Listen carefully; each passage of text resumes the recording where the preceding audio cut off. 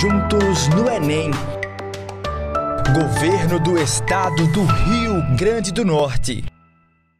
E aí, pessoal, tudo bem com vocês? Aqui é o professor Felipe Micael, mais uma vez, juntos no Enem, para discutirmos um pouquinho da nossa prova de humanas. Como vocês sabem, teremos mais uma aula de História do Brasil, tá bom? E o tema de hoje é um dos temas mais importantes da nossa prova, pessoal. É um eixo temático muito falado na nossa avaliação do Enem, que é a escravidão no Brasil.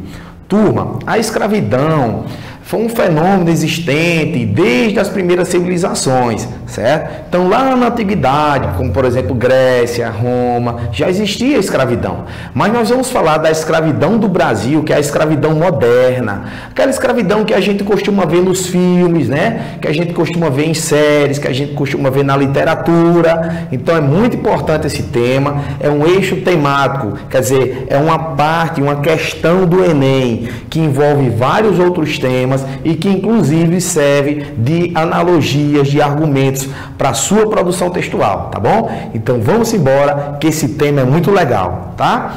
Então, a escravidão do Brasil, nós vamos discutir, pessoal, inicialmente, como se deu essa escravidão, qual o período que essa escravidão ocorreu aqui no nosso território, quais os personagens, né, que foram importantes para fazer com que esses escravos chegassem no nosso território. E aí depois nós vamos colocando outros pontos que são bem importantes para nós. Gente, o trabalho compulsório, que é o trabalho forçado, ele foi base na vida do nosso Brasil colonial. Isso significa dizer que por mais de 300 anos nós tivemos escravidão no Brasil.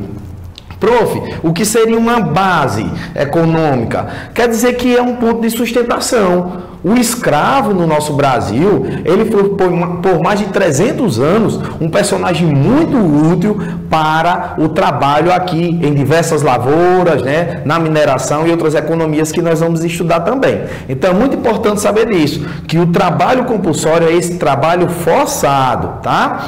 Agora, primeiramente, antes da gente falar dos africanos, nós precisamos entender que no Brasil, o primeiro personagem a ser escravizado foi o nosso indígena, tá? O nativo, tá bom? Então, os nossos indígenas foram escravizados inicialmente. Como nós sabemos, os nossos índios são os habitantes, os nossos nativos que estão aqui no nosso território. O africano, ele só chega depois. Então, como nós já vimos numa outra aula de economia, o indígena ele foi muito utilizado na extração da madeira de pau-brasil. Só que chegou um tempo que o português introduziu a cana-de-açúcar. E aí ele pensou, poxa, na cana-de-açúcar nós precisamos de um contingente, de um número maior de pessoas para trabalhar. E esse momento que o português passa a forçar o índio a trabalhar, nós chamamos de trabalho compulsório. Tá? Então, quando você vê numa prova trabalho compulsório, você já vai associar o trabalho forçado, tá ok? Então, os nossos índios foram os primeiros a serem utilizados para o serviço de escravidão aqui no nosso Brasil colonial. Um detalhe importante, turma, é o posicionamento contrário da igreja. Professor, como assim? A Igreja Católica, turma, ela se colocava contra a escravização desse índio. Esse é um problema muito longo na história do Brasil. Por volta de meados do século XVI, a coroa percebeu que deveria trazer os africanos para trabalhar aqui e deixar os indígenas nas mãos da igreja. Então a igreja utilizava esses índios, pessoal, para a catequese, para serem educados, né, alfabetizados. E, sobretudo, eles eram utilizados para o cultivo das drogas do sertão, no interior do Brasil. Então, trazer os índios para outras regiões afastadas dos bandeirantes, né, dos caras que escravizavam, era bom porque a igreja ficava, né, com o controle dessa mão de obra. Então, não esqueçam, o índio esteve sob mão da igreja nos chamados aldeamentos, ou nas missões. E lá eles eram catequizados e utilizados para o trabalho nas drogas do sertão. Então, muitos desses índios que ficavam à mercê, à mata, né, que eram conquistados pelos bandeirantes, eles eram vendidos como escravos. Então a coroa pensou, vamos solucionar esse problema. Deixa os índios nas mãos, né, da Igreja Católica e vamos importar uma mão de obra, ou seja, vamos trazer, né, de outra região. Houve um incentivo ao tráfico negreiro, turma, no Brasil, principalmente na segunda metade do século XVI. Ou seja, por volta de 1550 em diante, os primeiros números de escravos aportaram no Brasil. Nessa época, cerca de 10 mil escravos chegaram aqui, né, nessa década. E até o final do século XVI, tipo assim, em 1590, 1595, aí nós já tínhamos um número de escravos bem superior. Então isso significa, turma, que até o final deste mesmo século, até os anos de 1600, o número de escravos africanos ultrapassou o número de escravos indígenas, tá bom? Então esse é um detalhe importante para nós. O governador-geral na época responsável, só de curiosidade, foi um cara chamado Tomé de Souza, que fundou a primeira capital do Brasil, Salvador. Então ele também, né, incentivou a vinda dos primeiros escravos. Um detalhe interessante é que o tráfico negreiro, turma, era uma atividade muito lucrativa. Então, veja só, às vezes a gente fala bastante daquele senhor de engenho, daquele minerador, né, que tinha muitos escravos. Mas, turma, uma coisa interessante de se ver é que o cara que comercializava o escravo, ele ganhava muito dinheiro. Então, esses escravos que eram postos à venda, né, eles traziam lucros exorbitantes para esses mercadores. Tá? A entrada de africanos no Brasil entre os séculos XVI e o século XIX ocorreu com um montante de mais de 4 milhões de escravos. Há historiadores que argumentam que esse número chegou a 5 milhões ou mais, mas, né, nós observamos que é um número bastante expressivo, Então, aqui, entre o espaço de 1550 no século XVI até a promulgação da Lei Áurea no século XIX, no 13 de maio de 1888, nós tivemos esse número absurdo de cativos que entraram aqui no nosso território. As principais regiões, turma, da África, que basicamente exportavam esses escravos para o Brasil, foram Guiné, Costa do Marfim, Congo, Angola, Moçambique, Benin e outras regiões. Isso aqui só mais a nível de curiosidade, tá? O Enem não vai perguntar para você quais as regiões, mas ele pode perguntar quais as causas da vinda desse escravo, né? Houve uma substituição do indígena, como nós vimos, pelo nosso africano, pelo negro, tá ok? Então, turma, a gente percebe que a escravidão no Brasil, ela foi de alguma forma institucionalizada, ou seja, a coroa portuguesa, ela permitia a escravidão pela necessidade de ter uma mão de obra muito barata. Os escravos não recebiam nada pelo seu serviço, né, de trabalho. E o meio de transporte mais comum, né, claro, eram os navios. Os nossos navios negreiros, que também eram chamados comumente de tumbeiros. Turma, a situação desses tumbeiros era horrível, péssimas condições de viagem ao longo desse trajeto. Imagine que um navio tumbeiro demorava 30, 40 ou 50 dias, né, do transporte desses escravos na costa da África aqui para o Brasil. O que é que acontecia? Vamos fazer uma breve história. O português ou o mercador chegava na costa da África, incentivava muitas vezes brigas entre tribos rivais e uma dessas tribos submetia o outro povo à escravidão. Aí o português chegava lá, negociava com a tribo vencedora para a compra desses escravos, né? Professor, como é que eles compravam? Trocavam por açúcar, por cachaça, por tabaco, né, o fumo e outras mercadorias que serviam como moeda para fazer esse escambo, para fazer essa troca com esses escravos.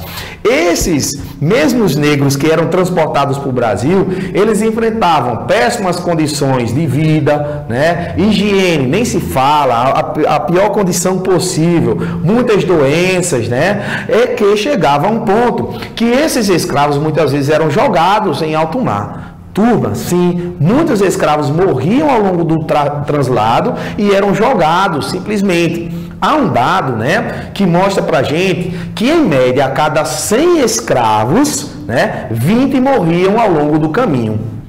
Então isso é um número assustador. Por quê? Porque não havia uma preocupação humanitária, uma preocupação com a saúde, até mesmo com a cultura desse povo. O português estava unicamente interessado em trazer esses cativos, fazer o comércio, né, a venda, ganhar um bom dinheiro em cima disso e fornecer essa mão de obra para esses senhores aqui no Brasil. Não é isso?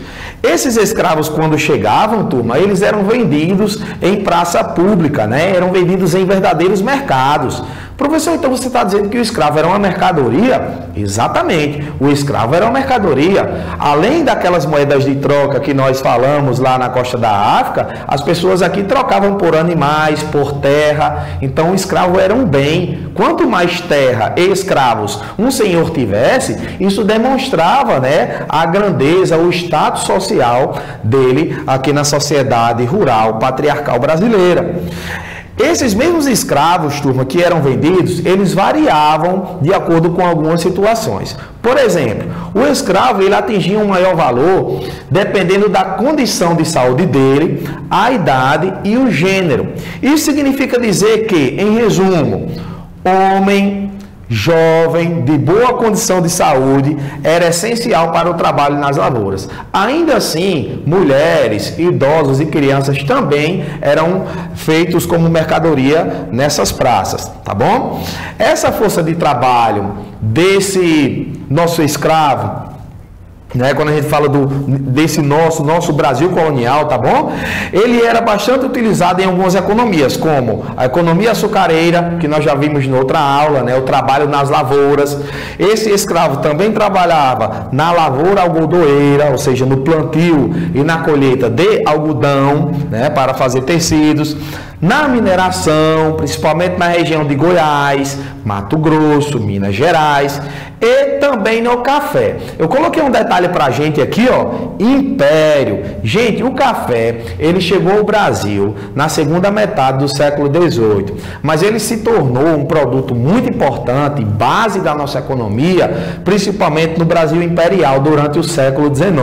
Isso significa dizer que mesmo o Brasil deixando de ser colônia e se tornando um império durante a monarquia de Dom Pedro I e de Dom Pedro II, nós ainda tivemos o café, né, e a escravidão ali, lado a lado, funcionando como base do nosso Brasil, tá certo? Então veja só a grande utilidade que esse escravo teve. Passou por diversas economias no nosso Brasil, não é isso? E algo muito interessante, turma, que você vai sacar para o Enem, é a respeito das modalidades de escravos. Preste atenção nesse detalhe. Nos últimos anos, o Enem veio explorando sobre a questão da modalidade ou tipos de trabalho escravo, né? Caiu, por exemplo, uma questão falando sobre a ama de leite, que é aquela escrava doméstica. Outra questão fala do escravo de ganho, que nós vamos já explicar quem era esse cara. Então é importante para nós termos esse tipo de conhecimento, que não era só um escravo que trabalhava na lavoura, né? Havia outros tipos de trabalhos.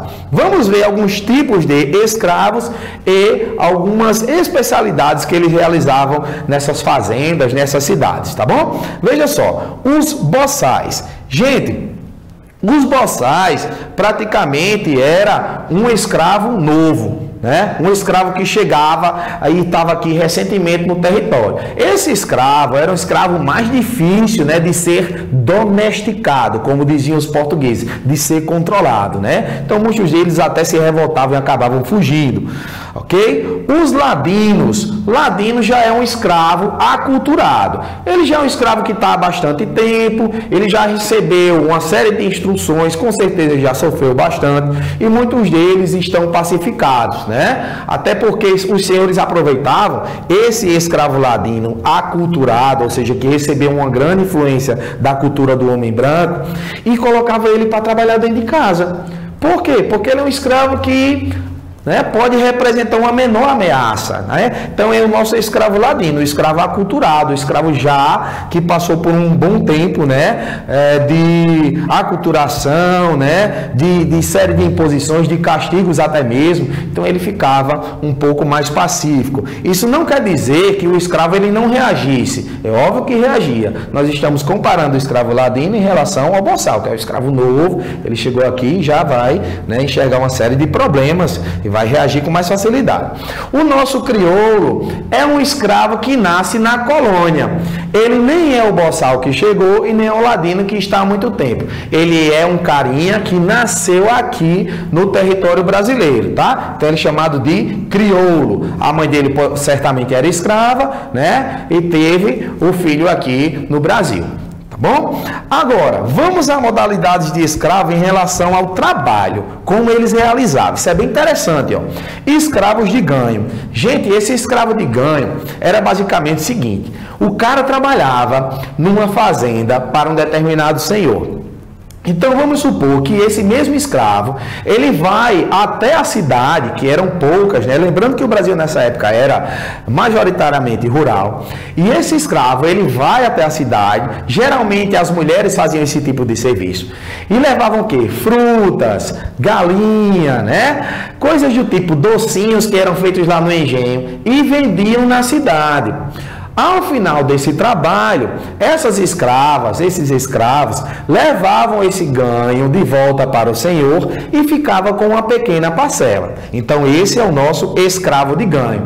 Professor, eu li a respeito dos escravos de ganho que atingiam, que compravam sua alforria. É verdade isso? É verdade. Muitos escravos de ganho acumulavam ao longo de vários anos ganhos pequenos, né? Que, obviamente, ao longo desse tempo, trariam a possibilidade de ele comprar a sua liberdade, tá? Mas isso dependia da vontade do senhor. Se o senhor não quisesse vender, então não adiantava muito.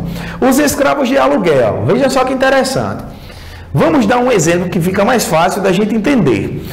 Eu sou um senhor e eu tenho 30 escravos na minha fazenda. Só que houve uma praga, né, no meu plantio de algodão e eu não preciso da metade desses escravos. Então, eu vou pegar 15 escravos e vou alugar para um determinado senhor. Esse é o escravo de aluguel. Ele praticamente, né, era arrendado, ele era levado para trabalhar noutra fazenda e com um tempo depois o escravo pegava ele de volta. Por quê? Porque era uma propriedade, né? O senhor apenas liberava sob aluguel para um outro senhor. Escravos tigres. Olha que interessante isso, turma. É bem curioso e pouco falado nos livros e nas aulas de história. O escravo tigre, ele realizava um tipo de trabalho muito incomum, né? Ele estava lá na cidade e geralmente era responsável por carregar dejetos. Isso mesmo que vocês estão imaginando, aquela sujeira urbana, né? Das casas, das ruas. Então era o escravo que fazia um tipo de serviço muito incomum, né? Que não era de bom agrado, obviamente, né? Muitos escravos sofriam, né, xingamentos, né, eram maltratados assim como os outros, mas principalmente pelo tipo de trabalho sujo, literalmente, que eles realizavam, tá bom? Coloquei uma observação muito legal pra gente aqui, vamos prestar atenção, ó. Além do trabalho nas lavouras, que é o que? Plantar e colher, esses escravos, turma, também faziam trabalhos especializados. Tinha um carinha chamado mestre de açúcar, que era o escravo que ficava lá olhando, né, o ferver lá do melaço, olhando a produção, tá? Era o mestre de açúcar. Tinha outro cara, também chamado de escravo doméstico, como a ama de leite, que era o escravo que estava lá, né, dentro da casa, fazendo algum serviço, cuidando das crianças, fazendo algum tipo de trabalho dentro da chamada casa grande, tá certo? E escravos que também realizavam trabalhos artesanais. Tinha ferreiro, tinha alguns escravos que trabalhavam com carpintaria, né? Então é interessante isso para a gente sair do estereótipo daquele escravo que faz só aquele trabalho de plantio, tá? Isso não quer dizer que os escravos domésticos tinham a melhor condição de vida do mundo, mas com certeza, né, era um tratamento mais tênue, né, menos agressivo do que o escravo que estava sempre no campo. Tá bom, pessoal? Então, vamos sempre lembrar dessas modalidades de escravos que é a cara do nosso Enem, tá joia? Sobre os castigos físicos, gente, algo muito comum durante a escravidão eram os castigos físicos, né? As agressões verbais, ou seja, os xingamentos, né? Que a gente pode qualificar como tipo de violência moral, e a violência sexual, ou seja, o estupro. E isso acontecia tanto com homens, tanto quanto mulheres, tá, pessoal? Então, muitos alunos perguntam, prof, e se uma mulher tivesse um filho com um determinado senhor, o que é que acontecia, né? Essa escrava ia gerar um filho que a gente conhece como filho bastardo. Esse filho não era reconhecido, na maioria dos casos, né? Não era reconhecido pelo senhor. Então, ele era tratado como um escravo, tá certo? Lembre-se que isso foi algo muito comum no Brasil, nesses 3 séculos de escravidão. E um detalhe, turma, apesar de a história registrar algum tipo de legislação que protegesse o escravo, isso basicamente na prática não acontecia. Por exemplo, se houvesse uma legislação que dissesse que um escravo, quando fosse pego furtando, recebesse 20 chibatadas, o senhor, ele não estava preocupado com esse número, muitas vezes ultrapassava, né? Então isso mostra que essa legislação, ela basicamente não protegia o escravo de modo algum, começando já pelo fato dele receber um tipo de agressão física, né? Em praça pública, né? Lá no Pelourinho, onde ele era basicamente amarrado e feito ali todo aquele espetáculo para que as pessoas observassem como exemplo o castigo que aquele escravo estava recebendo, tá bom, turma?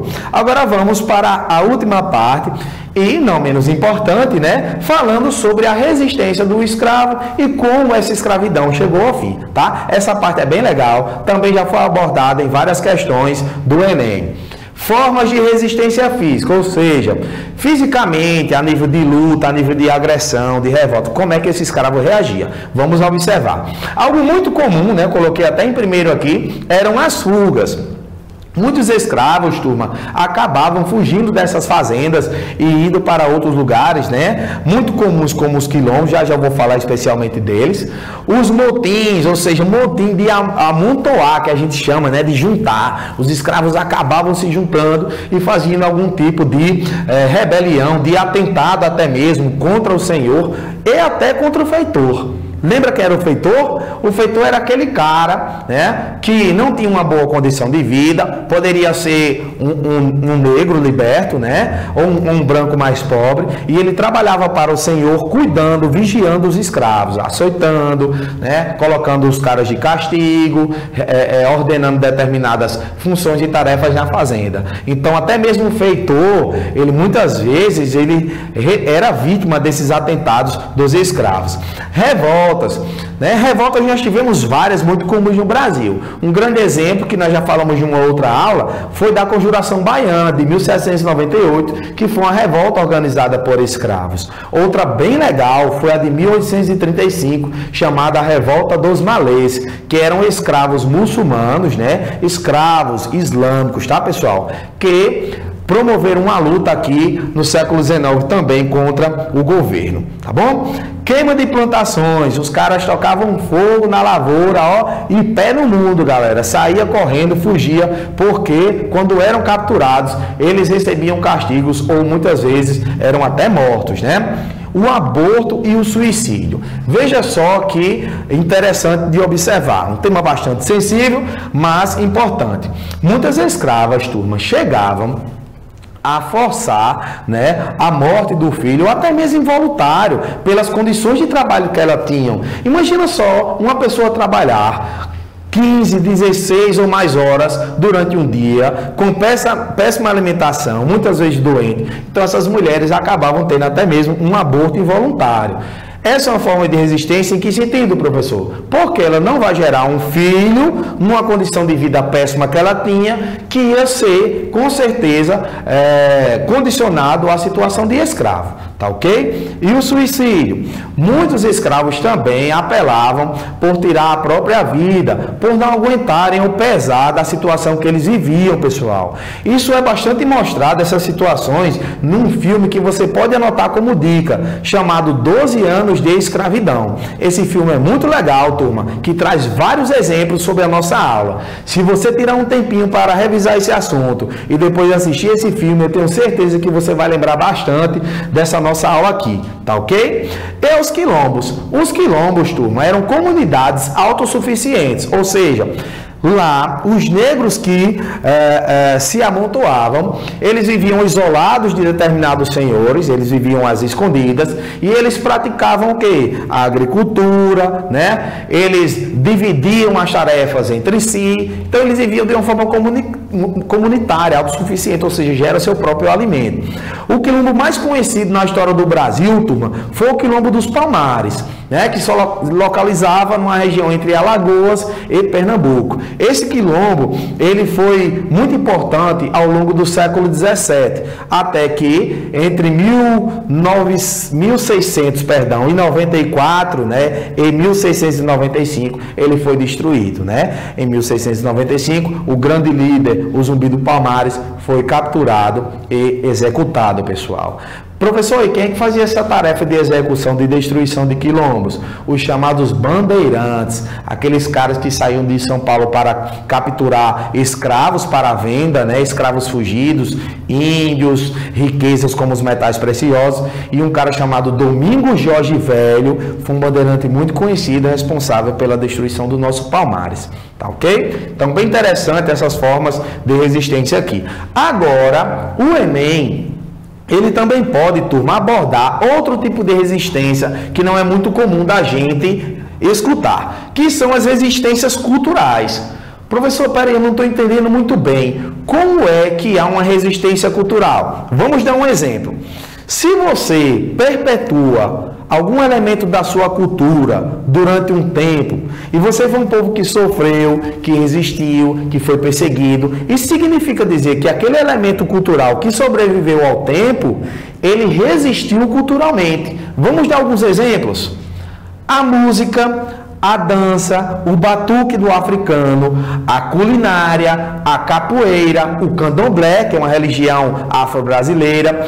Todos esses elementos são elementos de resistência cultural. Isso significa dizer que muitos deles, turma, foram proibidos. Vamos trazer uma curiosidade histórica? A capoeira, por exemplo. A capoeira, turma, até os anos 30, era marginalizada no Brasil, ou seja, era proibida. Imagine na época colonial, lá no século XVI ou XVII, os escravos não poderiam fazer esse tipo de recreação para jogar uma capoeira, né? Que é o quê? Uma expressão cultural que envolve arte marcial, né? Dança, música e também é um esporte, né? A capoeira é muito rica. E aí, turma, depois dos anos 30, com Getúlio Vargas, a capoeira foi permitida, ela foi reconhecida como elemento da nossa cultura e foi liberada. Apesar de que, até hoje, né, pode ser que exista algum tipo de preconceito em relação a essa expressão cultural muito importante na identidade do nosso Brasil. E uma ressalva. Em 2014, turma, a capoeira foi reconhecida como patrimônio cultural imaterial pela Unesco. Isso é muito simbólico, isso é muito legal, porque mostra que a capoeira faz parte da identidade cultural do nosso Brasil. Ou seja, a cultura brasileira também é a cultura do africano, né? Também é a cultura do negro, tá ok? E aí, turma, nós chegamos no século XIX, no final da escravidão, falando um pouquinho das nossas leis abolicionistas. Veja só, leis abolicionistas significa dizer que foram leis que lutaram para acabar com a escravidão no Brasil. Essas leis ocorreram entre 1845 e 1888, tá? Então vamos aqui rapidinho citar algumas dessas leis. Lei Bill Aberdeen. A Lei Bill Aberdeen de 1845, ela basicamente ordenava que navios negreiros que chegassem na costa brasileira fossem apreendidos, tá? Mas aí vem uma questão. Isso pôs fim à escravidão? Não, porque existia ainda outros navios que acabavam chegando aqui. Em 1850 houve a Lei Eusébio de Queiroz, uma das mais conhecidas. Essa lei, turma, ela proibia o tráfico internacional de escravos. O que é que significa isso? Escravos que saíam da África para o Brasil não poderiam mais ser vítimas desse comércio, tá? Agora, professor, mesmo proibindo o tráfico internacional, que a gente também chama de tráfico transatlântico, isso quer dizer que a escravidão acabou no Brasil? Não, mais uma vez não acabou. Sabe por quê, turma? Vamos dar um belo exemplo. Imagine que, apesar de haver uma proibição de escravos da África para o Brasil, existiam vários escravos aqui no Nordeste que não estavam mais sendo utilizados para mão de obra. Então, muitos senhores aproveitaram a situação da proibição do tráfico e pegaram esses escravos do Nordeste e levaram para ser vendidos aonde? No Sudeste. Lembra lá do café que nós falamos, que foi muito importante? Então, turma, nós chamamos esse tráfico de tráfico interprovincial, ou seja, entre províncias. Professor, eu não lembro o que era província. As províncias, turma, são hoje o que são os estados. O Rio Grande do Norte, a Paraíba, o Pernambuco, antigamente era chamado de províncias. Então, esse escravo, ele saía de uma província para outra para ser vendido. Então, a Lei Eusébio de Queiroz também não conseguiu pôr fim à escravidão. Apenas ela proibiu, né, o tráfico internacional. Em 1871, temos uma lei muito conhecida chamada Lei do Ventre Livre. Essa lei, turma, ela ordenou que os escravos que nasciam, ou melhor, o filho, né, das escravas que nasciam durante essa época, a partir de 1871, eram livres. Só que, pessoal, temos um problema. Veja só, você liberta a criança, né, a partir de 1871, mas a mãe continua sendo escrava. Então, essa lei não resolvia. Por quê? Para onde iam essas crianças, né? Será que o Estado dava algum tipo de concessão de abrigo para elas? Algum tipo de indenização para as mães? Liberavam essas mães também? Não. Então acabava, turma, que muitas vezes o filho, mesmo nascendo livre em 1871, ele continuava trabalhando naquela fazenda até atingir a maioridade. Então, um outro problema aqui. 1885, Lei do Sexagenário determinava que os escravos com mais de 60 anos eram libertos a partir desta data. Mais um problema, turma. Observem, muitos escravos dificilmente alcançavam os 60 anos. E vamos colocar a situação de que eles alcançassem. Em 1885, turma, era baixíssimo o número de escravos com 60 anos. E aqueles que tinham, não tinham condições de sobrevivência. Porque aos 60 anos, naquela época, a pessoa não recebia aposentadoria, não recebia garantia, não existia indenização, né? Não tinha moradia, pessoal. E acabava também ficando nessas fazendas muitas vezes, como uma forma de sobreviver. Por fim, em 13 de maio de 1888, a Lei Áurea, que pôs fim à escravidão, né? A lei que basicamente promulgou a libertação desses escravos. Mas nós temos um problema, turma. Apesar da princesa Isabel promulgar a libertação de escravos, nós temos uma realidade social muito difícil. Preste atenção no que eu vou falar. Depois de 1888, o Estado, ou seja, o Brasil, ou a Igreja, nenhum desses dois fez algum tipo de medida ou criou oportunidade para que esses escravos libertos se tornassem cidadãos. Isso significa dizer o quê, prof? Significa dizer que, apesar de você ser livre, você, um negro liberto em 1888, não tinha igualdade de direitos. Você era tratado diferente, você era marginalizado, você não recebia nenhum tipo de condição social para estar sendo tratado como cidadão igual um branco naquele século XIX. Então é muito difícil, isso é legal de refletir, porque também cabe até numa produção de texto, né? O problema do racismo no Brasil, do preconceito racial, da falta de igualdade, né, de direitos. Então lembra aí, depois de 1888, a situação degradante que o escravo também viveu, né? No caso aí, um liberto.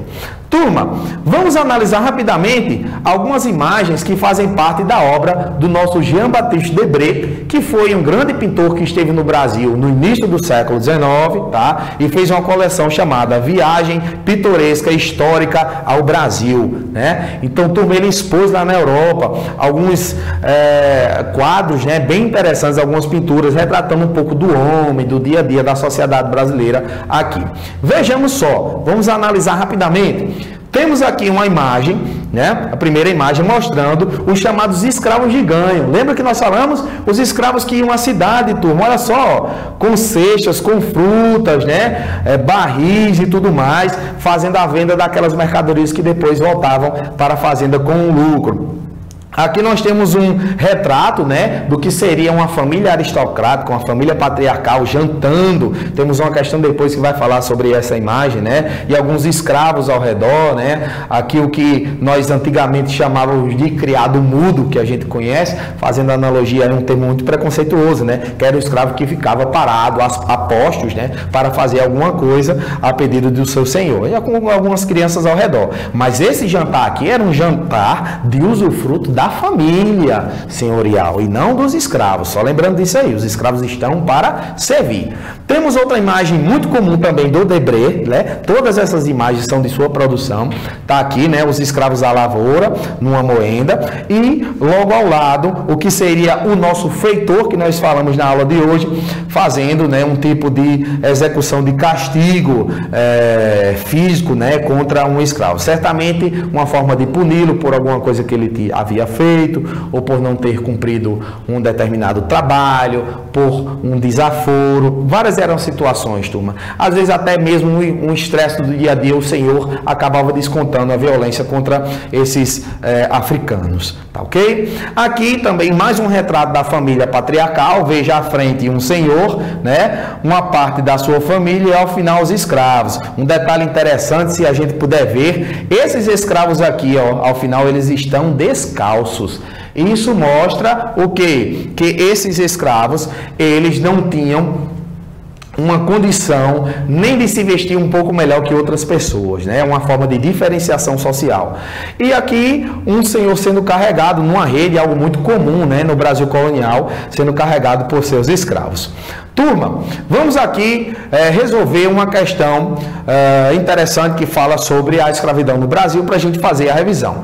O bojo dos navios da danação e da morte era o ventre da besta mercantilista, uma máquina de moer carne humana, funcionando incessantemente para alimentar plantações e os engenhos, as minas e as mesas, a casa e a cama dos senhores. Olha só que texto interessante, turma. Ele está falando como a escravidão alimentava o trabalho, a mesa, a casa, até a dormida de um senhor. Porque o escravo, como a gente dizia, eram as mãos e os pés do senhor.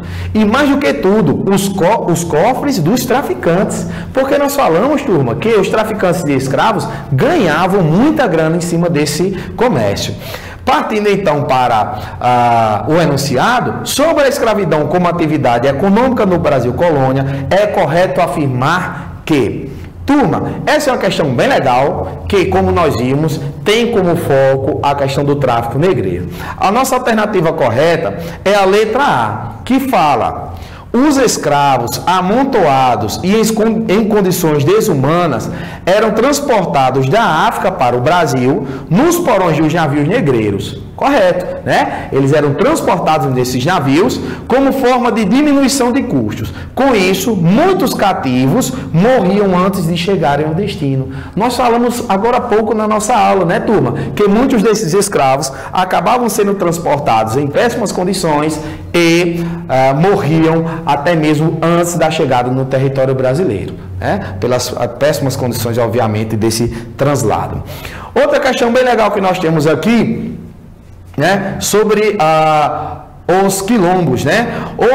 Onde houve escravidão, houve resistência de vários tipos. Então, um texto legal, né? Depois vocês podem analisar com mais calma. Você dá um pause no YouTube ou durante a aula você vai gravar aí na TV, né? E nós vamos analisar alguns tipos de resistência. Essa questão, turma, vai falar especialmente na letra D sobre os quilombos. Veja só, uma das formas de resistência realizada pelos escravos no Brasil colonial foram os quilombos, formados por escravos fugidos. Lembra que era o escravo que fugia da fazenda e se colocava numa comunidade, né, autossuficiente, né? Muitas vezes brancos, pobres, marginalizados, índios também iam para esses quilombos, tá, pessoal?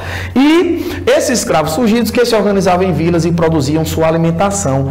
Olha só, turma, produziam sua alimentação. Nós falamos que os quilombos eram autossuficientes, os escravos produziam sua própria comida, tá? Então um texto bem legal aí, né, do Mário Schmidt, falando sobre um tipo de resistência das mais comuns, que eram a formação de quilombos. Por último, nós temos aquela mesma imagem que nós vimos agora há pouco do Debré, né, sobre uma família patriarcal jantando, e nós vamos assinalar a alternativa correta a respeito desse retrato. Só um detalhe: os senhores, né, no caso o senhor e a senhora, estão fazendo a sua refeição, alguns escravos meio que pairando aqui, crianças brincando, 2 ou 3 escravos apostos, né, servindo, tá aqui abanando o senhor, né, esperando algum tipo de ordenação. Então esse quadro chamado Jantar no Brasil, também é do nosso amigo Debré, o tão famoso pintor francês que esteve aqui no início do século XIX, né? Então esse retrato do Debré, turma, ele nos traz o quê? Vamos aqui, a nossa alternativa correta, turma, é a alternativa E, que diz: o cotidiano de senhores e escravos no Brasil, caracterizado pela possibilidade de convivência entre membros dos dois grupos.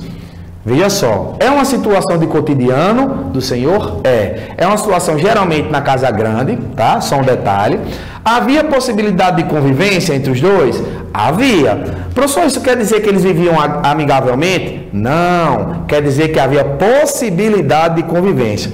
E a manutenção de símbolos que os diferenciavam. Turma, como nós falamos sobre os calçados, os símbolos que diferenciam, né? O uso de calçado do senhor e não do escravo, né? Uma roupa mais simples do escravo, uma mais abastada do senhor, o fato deles estarem sentados à mesa. Então são diferenciações, são símbolos que você olha e diz: esse é o senhor, esse outro é o escravo. Tá, pessoal?